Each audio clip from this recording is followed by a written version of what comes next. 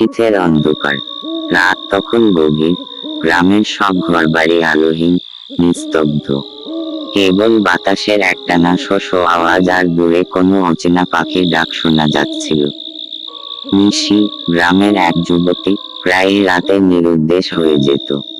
তবে ভোর হলে ঠিকই ফিরে আসতো। গ্রামের মানুষ বলতো, তাকে নিশি পেয়ে বসেছে। সেদিন ছিল পূর্ণিমার রাত। মেঘমুক্ত আকাশে চাঁদের আলোতে চারপাশ ঝলমল করছিল।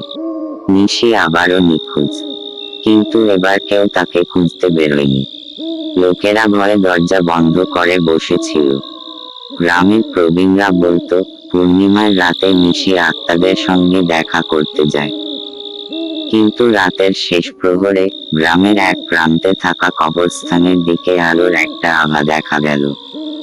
কৌতূহলী যুবক রবি সাহস করে এগিয়ে গেল সেই দিকে। কবরস্থানের পুরনো বড় পিপল গাছটার নিচে দাঁড়িয়ে ছিল নিশি। তার গায়ের শাড়ি জ্বলজ্বল করছে, আর চোখের দৃষ্টি অদ্ভুতভাবে শূন্য।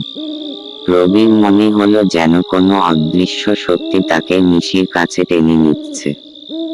রবি চিৎকার করতে চাইল, কিন্তু গলা দিয়ে শব্দ বের হলো না। নিশি হঠাৎ পেছনে ফিরে রবির দিকে তাকালো। তার চোখ দুটো যেন আগুনের মতো জ্বলছে।